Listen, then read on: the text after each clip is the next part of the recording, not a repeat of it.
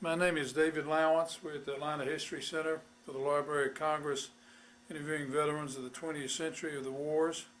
It's July the 18th, 2005, and we have with us today Mr. William Dreger, who is a native of Atlanta, a graduate of Royal Hope Grammar School, North Fulton High School, and Georgia Tech, who spent 5 years in the active duty between 1954 and 1959.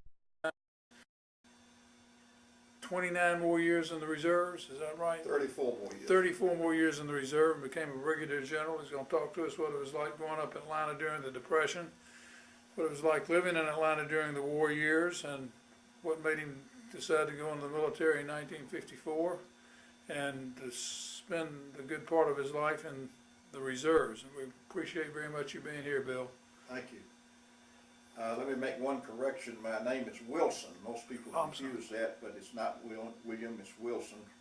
You're Where right. the Bill comes from, I have no idea, but they call me Bill, so that's what I go by.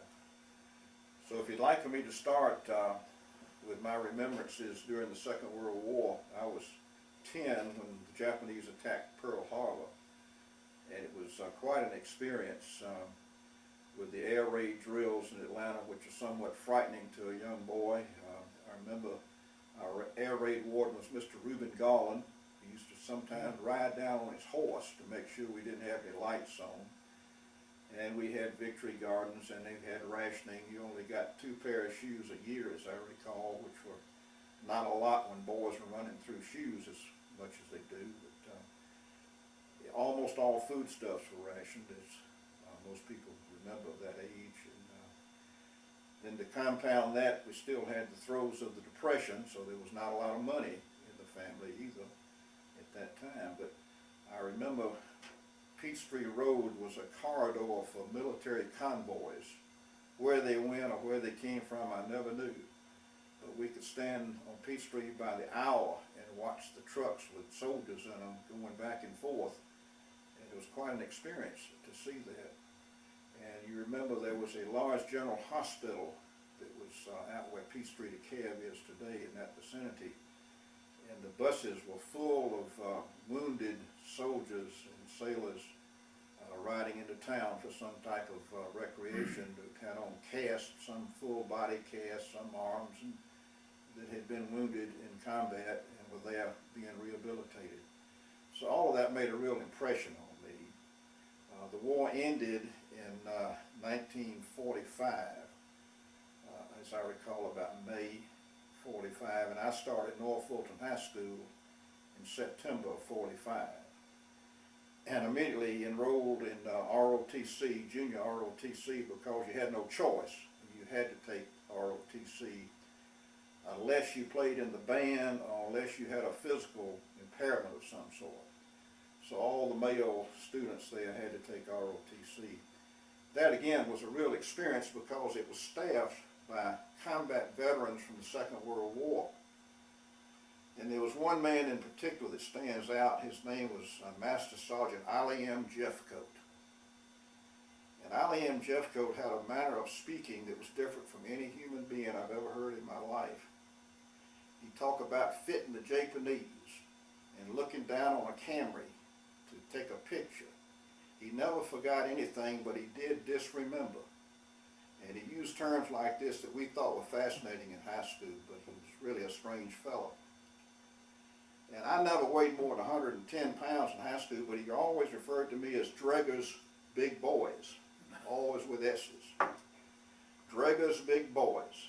Well, I was able to succeed in the junior ROTC program and became the cadet colonel commanding the Corps of Cadets in North Fulton. Then in 1949, I started as a student at Georgia Tech. There again, I had to immediately enroll in ROTC because it's a land-grant college, and all male students for the first 2 years had to take ROTC at Tech. But you had a choice, the Army, Air Force, or Navy, and I elected to go in the Army. But I had an academic disagreement with Georgia Tech, and they told me not to come back. So I worked for a year for Fulton County cutting grass on the golf course until I was able to get my grades up in night school, and I went back to, I was interviewed by Dean Mason, who said, boy, I gotta let you in, but you won't pass a single class. You'll flunk out again. Well, he made me so mad I never failed anything else, and made the dean's list several times, but he knew how to get a young person's attention. So I finished tech and graduated in 1954. My brother, who's 11 months younger than I am, graduated the same year, but he took Navy ROTC. And he immediately went on active duty in the Navy and was stationed out of Norfolk. And I had 90 days before I went to Fort Benning for my initial officer training. And his captain invited me to come on board his ship for 2 weeks in the Atlantic. So I bought me a uniform and put on my second lieutenant's bars and went in the Navy for 2 weeks and had a marvelous experience. So that was my Navy career, the 2 weeks I spent on the USS DeLong, a destroyer escort in the Atlantic. It was quite an eye-opener for me, and I thoroughly enjoyed it. So then I took the officer basic course at Fort Benning and became a qualified airborne ranger, and asked for and was granted permission to be stationed in Korea. So I head off to Korea and spent 16 months there in the 21st Infantry Regiment of the 24th Infantry Division. I was a platoon leader, an executive officer, and a company commander while I was in Korea. And after my 16 months were up, I was coming home and I went to a replacement center in Kimpo, Korea, which is somewhat southwest of Seoul. Army had a big replacement center there adjacent to the Kimpo Air Base. And I was waiting for a flight home. And I heard this voice coming over the loudspeaker system, and I said, there's only one person in the world that uses English like that. So I went to the loudspeaker and I traced the wires down into a Quonset hut. So I went in the Quonset hut, and there was a corporal sitting at a desk, and he immediately jumped to attention when I walked in. Sir, can I help you? And I said, yes, you can, Corporal. Don't you have a Master Sergeant Ollie M. Jeffcoat working here? He said, yes, sir, I do. And I said, would you mind going and tell him I want to see him? And he said, yes, sir, I'll be right out. So he went back in the back, and Master Sergeant Ollie M. Jeffcoat walked in, and he looked at me, and so help me, he said, Dreger's big boys, you a lieutenant.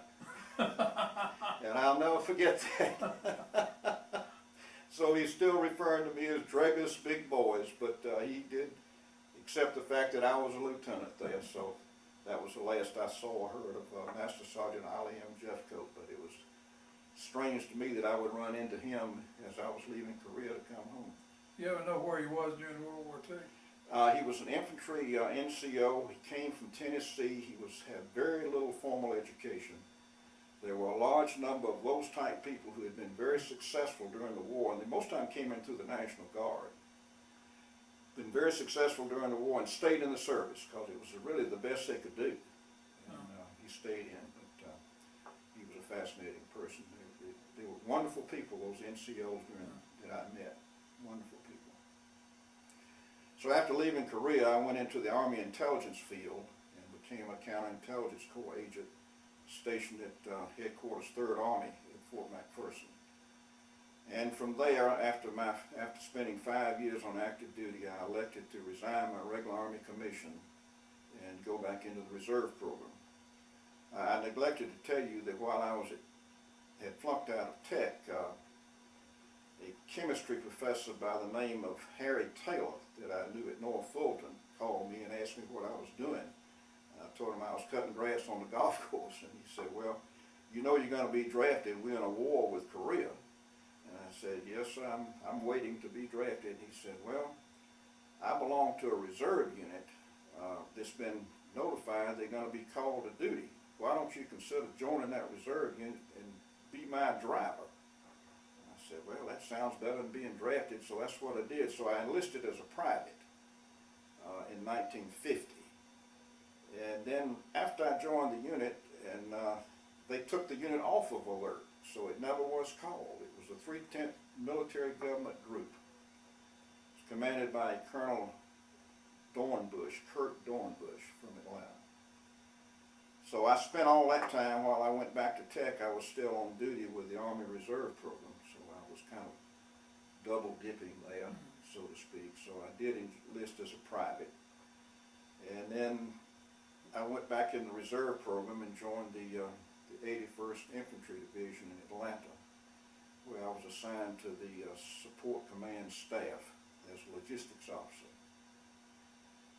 And I went into the real estate business with my father. He and Harold McKenzie had a company called McKenzie Dreger Company for years, and then my father bought out Mr. McKenzie and started Dreger Realty Company. So I went in with him and spent the rest of my civilian career there with Dreger Realty Company. And when my father passed away, I bought the company from my mother's estate and kept the company in being until 1969 when the Olympics came. I believe it was 69? 96.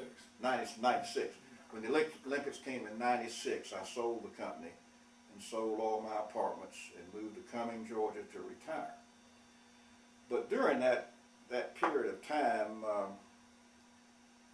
I still couldn't get the Army out of my system, and so I became very active in the Army Reserve Program. I was able to command a battalion in Macon, Georgia, which had some very interesting units in it. It had a repair parts company, of all things. It had a aerial delivery company, an airborne unit that packs parachutes. It had a petroleum supply company. These were units, when I was in the infantry, referred to as ash and trash type units. But lo and behold, when the flag went up and they called units in during Desert Storm, those were the first 3 units that were called into Reserve Program, because the active Army had no units like that. And there was, when I was commanding that battalion, there was a sergeant named Rowe. And Sergeant Rowe had some problems while he was on active duty, and was involved in a truck accident, and a soldier was killed, and he accepted some of the blame for that.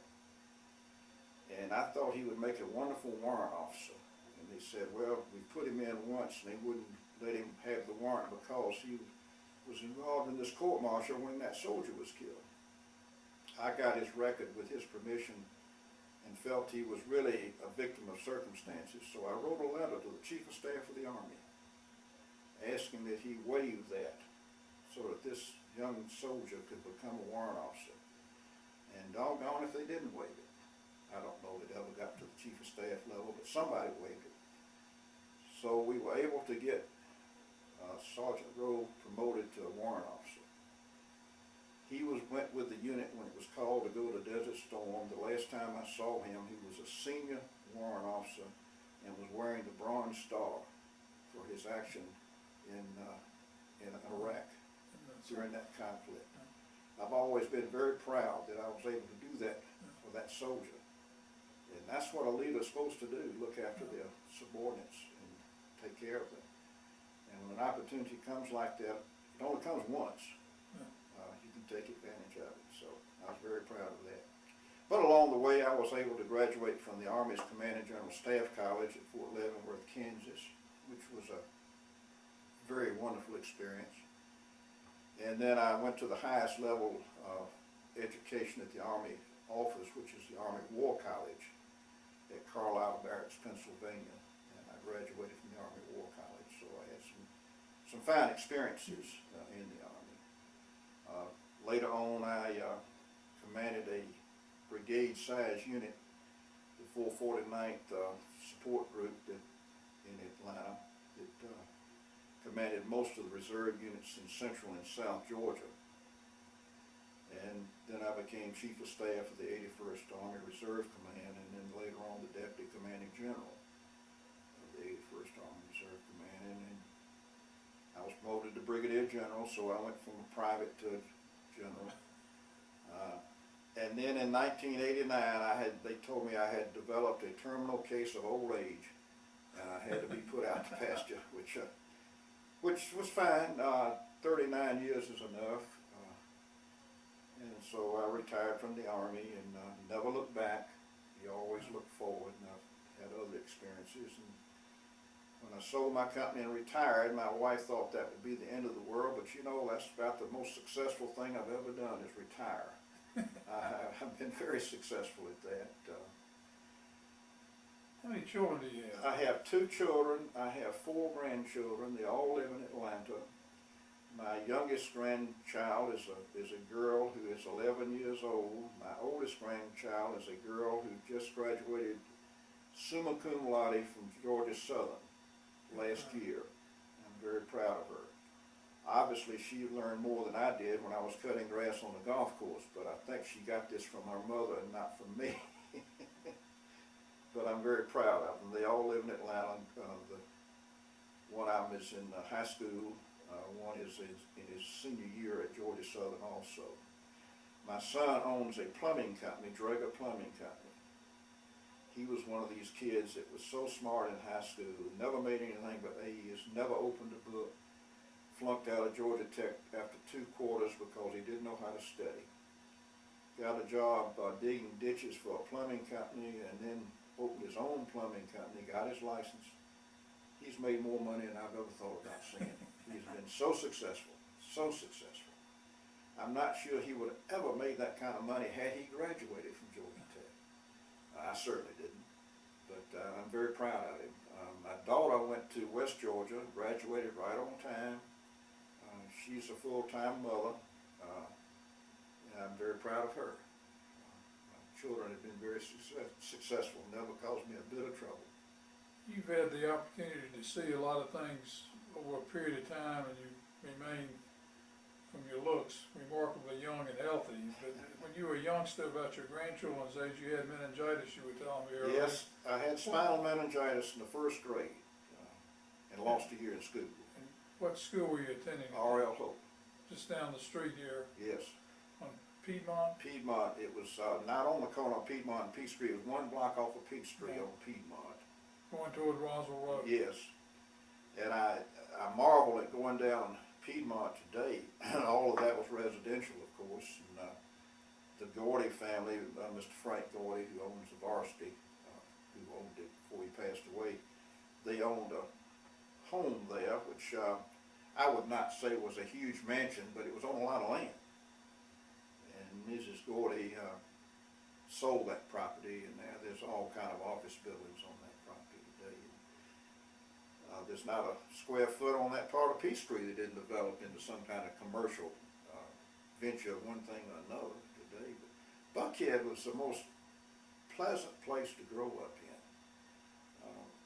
We live near the Fulton DeKalb County line, near Brookhaven on Eulalia Road. From the time we were old enough to ride a bicycle, we rode our bicycles to school. Our mother and dad never thought there was any danger in that at all. Sometimes we would walk to school, no problem there. Peachtree Road was just one beautiful, huge home after another, all the way from the county line to Brookwood Station. Gorgeous homes.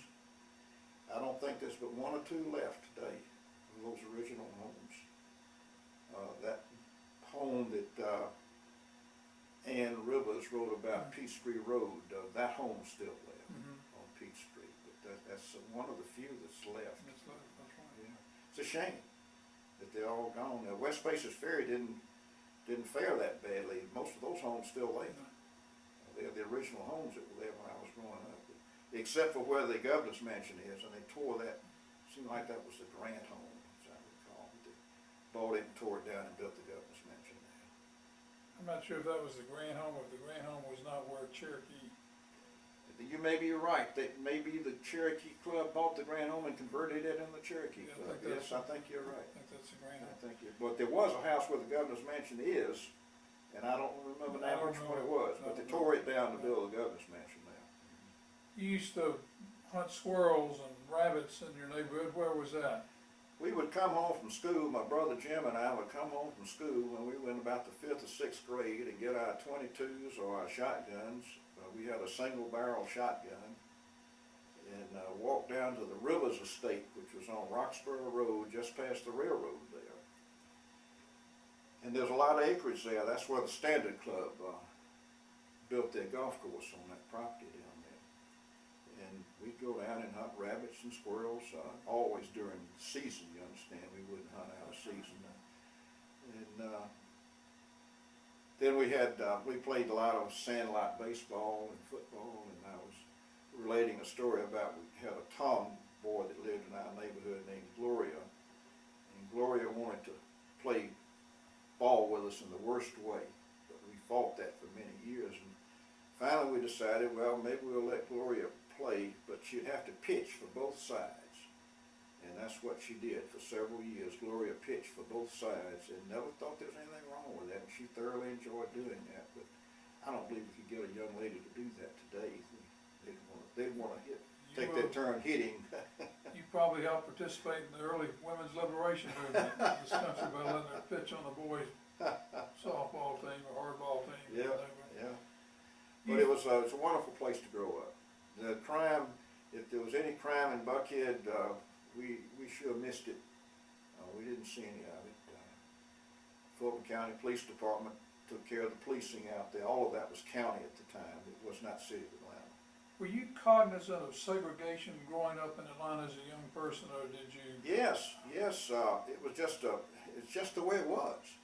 I never considered it to be bad or wrong or anything else. It's just the way it was. And the Otley estate sat on Peachtree Road where Leonard Square is today. And the lot went from Peachtree all the way back to East Paces Ferry, and they had a big riding rink back there. And there was a black community, they called it Johnsontown, on Railroad Avenue, there, parallel the railroad right off of Lennox Road. And we would meet the black kids in that riding rink in the afternoon during football season, and we'd play football with them and against them, and had more fun. That was just a wonderful experience. Nobody worried about the fact that they were black and we were white, or either way. Just, we just had a good time. They were just good people. You know where they went to school? They had their own school there for some time, a small school there.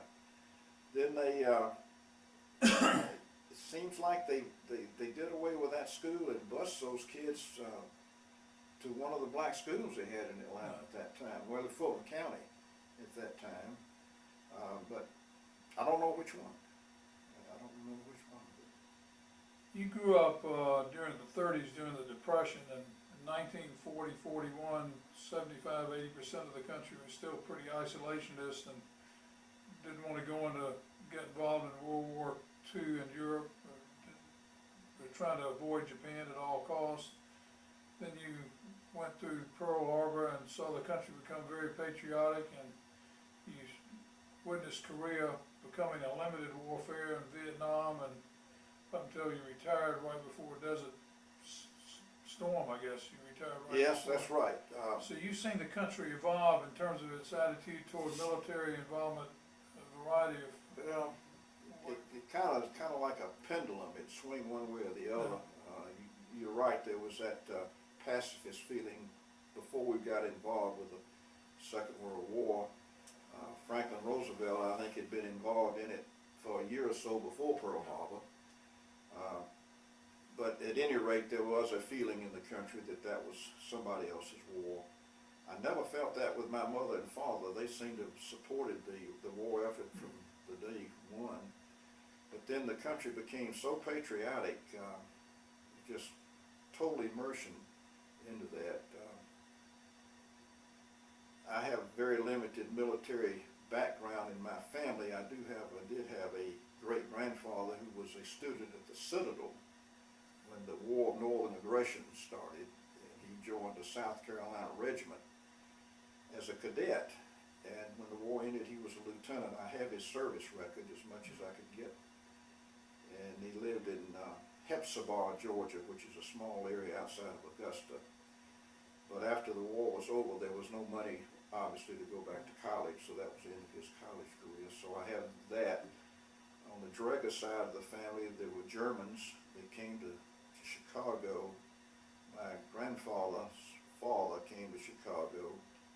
My grandfather was born in Chicago and came to Atlanta when he was 18 or 19 years old and never left. He became a stocks and bonds salesman in Atlanta. Married my grandmother from Hepzibah, Georgia. Do you recall your feelings when Harry Truman brought Douglas MacArthur back from Korea? Yeah, that was kind of a bittersweet type thing. General MacArthur was a very dogmatic, if that's the correct name. Dogmatic type person who felt like he was in control of everything. And maybe that's good sometimes, maybe it's not. But at any rate, Harry Truman was the same way. Harry Truman felt he was in charge. And Truman came from a long line of military people. And President Truman had been a battery commander during the First World War in combat in France. He ended up retiring as a full colonel in the Army Reserve. So he had had military experience also. He did not feel that Douglas MacArthur was paying him the proper respect as the commander-in-chief. And he wasn't, as far as I know.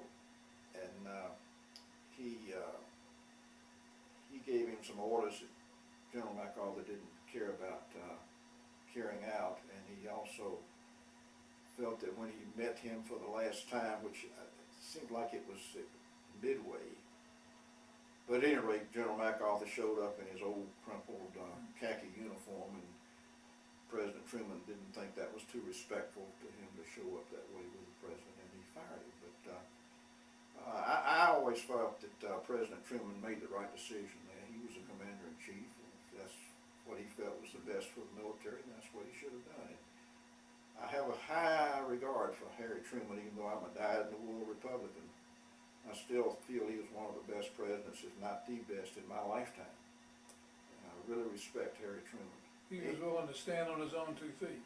Any man that could make the decision he made with that atomic bomb at Hiroshima, which saved countless thousands of American lives by not having to invade Japan, you gotta take your hat off to him. That was a terrible decision he had to make, and I wouldn't want to have to make that decision. You were in the reserves during the Cuban Missile crisis. Yes, I was, and that was a hairy time. Everyone thought that we were going to go into Cuba.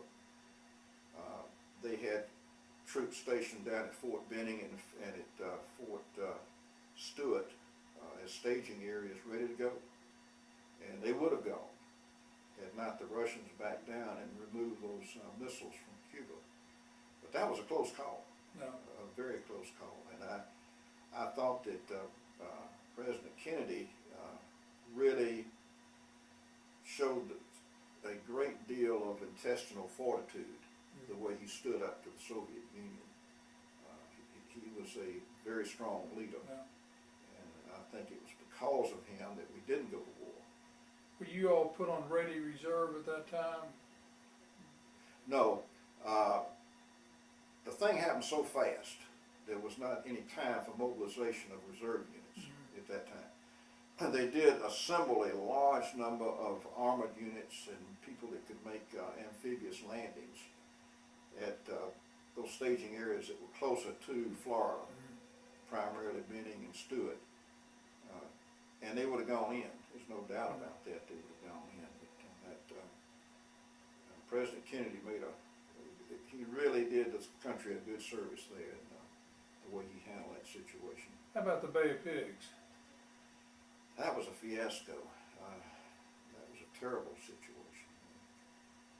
I never did understand how we got involved in it the way we did, but they apparently backed out when it was halfway through and just left those people down there on their own. And we never gave them any support. And it was just a slaughter, more or less. Bad situation. What were the reserves doing during the Vietnam era? The Vietnam era was a time when President Johnson decided he would fight that conflict with draftees. and he made a conscious decision not to call in the Guard and Reserve. Consequently, you did not have the local support of communities as you have today. You got the Georgia National Guard sitting in Iraq today. You pick up the paper every day and you've got a community story in there about these soldiers and their families. You didn't have that in Vietnam.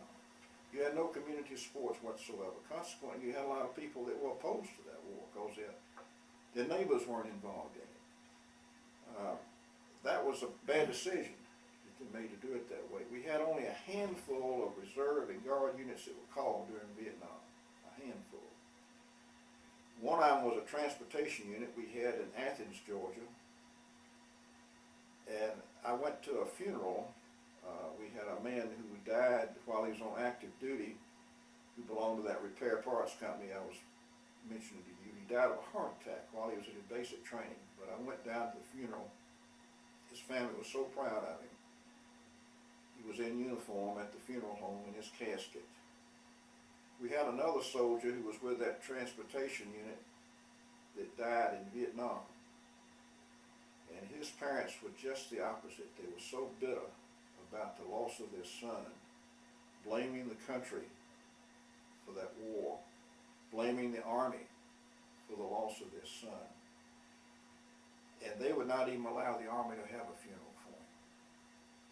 So that's two different approaches that these families had. But you can't fault the military for what went on in Vietnam. The military does what the civilians tell them to do.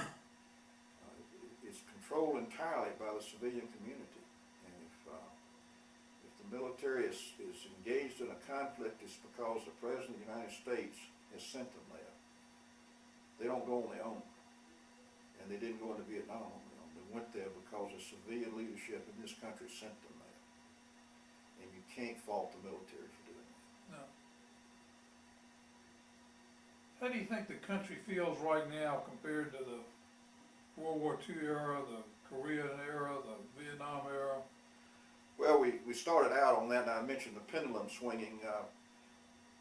We've never had a period in my lifetime that the country was as patriotic as it was during the Second World War, where everybody was involved in it.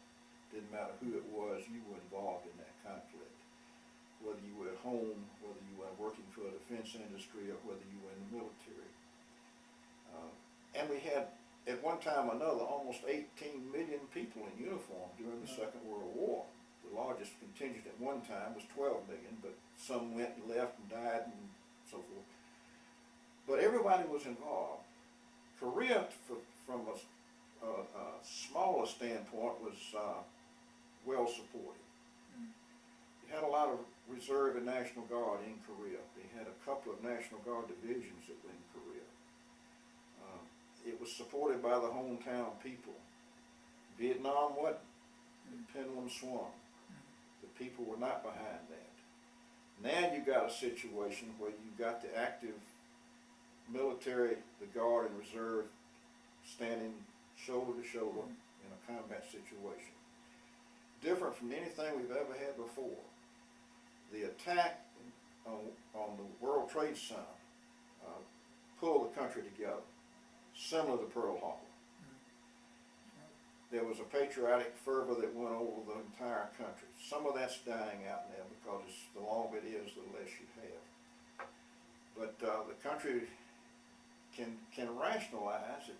We're in a desperate situation with these terrorist people, regardless of what their motivation is. When you can talk a young person 18 years old to strap an explosive on and blow themselves up, there's something going on there.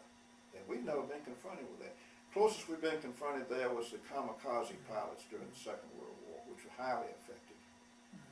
And that was a religious thing. They had convinced those people if they did that, they were going to go to heaven, whatever the Shinto religion equivalent to heaven is. But I think the country is behind what we're doing over there and is supporting it. The longer it goes on, the harder it is to keep people behind it, though.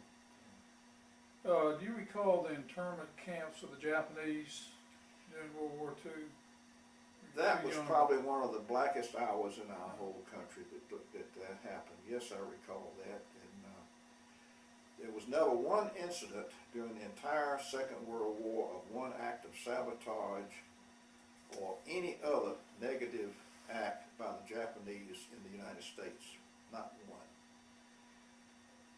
They allowed them to enlist in the military, and the unit that went to Italy had the highest percentage of medals awarded to them than any combat unit during the Second World War. They were fine soldiers. And I don't know what motivated those people. They were coming out of those internment camps to join the military to go fight for this country, but it was their country. Most of those people were born in the United States. That was a terrible mistake. I can understand why they thought they might have to do it, but I never thought it was right. And it was a knee-jerk reaction, in my opinion. Well, we've avoided that knee-jerk reaction after 9/11 in terms of profiling Middle Easterners. I think we're doing to some everything. extent, there's more profiling than you might think. If you knew everything that's going on, I would suspect there is. But as far as putting them in internment camps and things like that, no, we've never done. I don't think we'll ever do that again. I think we realized a mistake there. That was an awful thing. And then they finally gave those survivors, I think, the equivalent of $10,000 a person or something, just a token for what they gave up, sacrificed. Bill, what other thoughts do you have about the state of the country, or reminiscences that you'd like to talk about? Well, I'm an optimist when it comes to the United States of America. I think it's the finest country that's ever existed in the history of the world. I think capitalism is the only successful method that we have of bringing people into this country as immigrants and letting them come up in the world. And the whole country's made of immigrants, one way or another. That's the way we all started. And it's been a wonderful success story, and I think there's more success to come, and I'm very optimistic about it. I do feel we got some problems we need to work out. I think the racial problem has pretty well worked itself out, and I'm very pleased. I can give you an example of that. I was in Florida. We have a winter home in Sebring, and I was going to an event they put on down there called Pioneer Days in Sulphur Springs. Now, this is a very, very rural area of Florida. And there's some black churches down there that have food concessions, and I go every winter to get the collard greens that these ladies cook at this Baptist food concession at the black church. And I was paying my money to this gentleman, and he had on a Georgia Tech golf shirt. And I said, "What is your connection with Georgia Tech?" And he said, "Well, I have no connection, but I have a son who's a student there." Well, you know, I was all puffed up, and I said, "Well, I graduated from Georgia Tech. What's your son taking?" He said, "He's a PhD candidate in electrical engineering." Now you think about that, coming from a rural area of Florida, for a black kid to be a PhD candidate in electrical engineering, it's worked. The integration of the school system is working. Yeah. That kid would have never had that opportunity 50 years ago. It's working. And I was so proud. And I asked this year when I went back what happened. They said, well, he got his PhD degree and he's teaching one of the Ivy League colleges. Now I forgot which one it was, but that's what he's doing. What a great success story. When I was a young boy, I used to take guitar lessons at the Rhythm Music Company down on Auburn Avenue. I remember. And I would then walk up to where the current Ritz-Carlton is and get on the number 23 bus to ride it back up here to West Wesley Road to walk home to Howell Mill Road. And I was only 8 or 9 years old at the time. But on more than one occasion when I was a young boy, I would sit down on the bus next to an African American because I didn't know the difference. And it was 4 o'clock when I finished my music lesson. Everybody was getting off work. And I'd been asked to get off the bus by the bus driver and given a pass and told to get on the next bus, but not to sit next to any African Americans. Really? I feel like I was a pioneer in integrating the bus system of Atlanta before Rosa Parks was. I think you're right. I didn't go to jail. I was too young to be put in jail, but I was. Well, the young people in this country today don't remember things like that. They haven't been taught that this went on. Maybe it's good, I don't know, but I'm so pleased with what's happening as far as the integration of the races in this country. To me, me, it's been a wonderful success story. Well, it's gonna be more integrated the more Central American and Latin American immigration we have, and more European, Eastern European immigration we have over Yes, here. yes. And the more Middle Eastern immigration that we're gonna have over here. And why we don't insist on teaching foreign languages in our grade school system is beyond me. When I went back to Korea, the Army sent me back 30 years after I was stationed there, and I noticed everybody spoke English. Cab drivers, and clerks, and stores, everybody spoke English. And I asked this Korean general that I was having lunch with, and told him that when I was there in the 50s, nobody spoke English. And now everyone seems to. And he said, well, I'll tell you why. It's the language of commerce. And we insist that our students learn to speak English in school. And you know, that's why they're so successful over there. Do you think North Korea and South Korea will peacefully coexist ever? Let's sure hope so.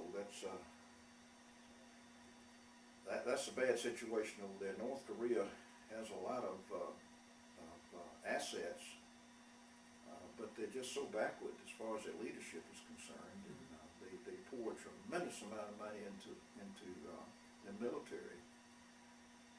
That could be a very dangerous situation over there if it ever exploded. And, I think they're going about it in the right way, trying to entice those people to become part of the community rather than pulling away from the community of nations in that area. And now we have the Chinese and the Japanese and the South Koreans, along with the United States, sitting down together and talking to these people, which I think is a positive thing. What lessons would you like for your grandchildren to learn from you? If you had to pick one or two things to impart to your grandchildren, what would you like them to remember you by in terms of your value system that was molded in part by the military? I had a friend that lived in my neighborhood by the name of Alva Gillum, for whom Fort Gillum is named. And General Gillum told me one day, and I think he was exactly right, he said, Bill, the most important attribute that a leader can have is personal integrity. He said, I've known so many leaders that failed because they did not have personal integrity.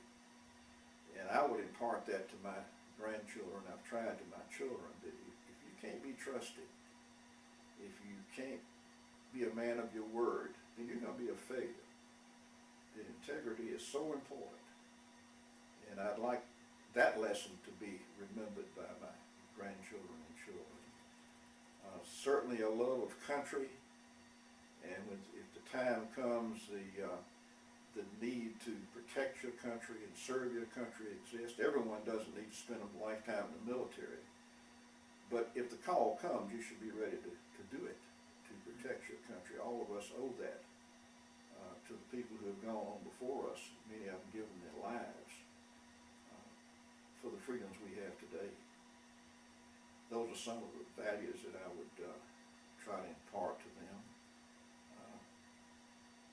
Loving your wife and being a good father or a good mother is so important in raising children. I tried to impart that with my children, how important that is. And hopefully they have learned something there. But I think it's a great experience to grow up in this country. Still is. It's different than it was when you and I grew up, but it's still a great experience. And it'll get greater. The aiming systems they have on armored vehicles today look just like a board that they play at the video store. They got little Pac-Man type things going around. When they aim these guns, they don't ever see the gun. They sit in these vehicles and they put the little dot on the moving tank or whatever it is, and they push a button and that thing gets about a 99% hit rate. They say that anybody up to 20, 21 can work these sight systems so easily, but when you get older than that, you don't have the hand-eye coordination to do it. So they capitalize on what the young people have learned. You look at things today, I'm still fascinated. I've got a person that I deal with that's in Italy for a month, and he and I are talking to each other on a computer by email, just like I do when he's in Augusta, when he's at home. And tell me how that happens. I don't understand how in the world I can do that. We're too old to But understand. things are so different today. Neil Boyce was talking about when he was in college, all they had was a slide rule. That's all I had. There was no such thing as a calculator at that time. Things are so different. And a kid today, my grandson, is more knowledgeable about those type things, and he's in his first year of high school than I'd ever be in a lifetime. He knows more right now than I know. And it's amazing what those young people know today.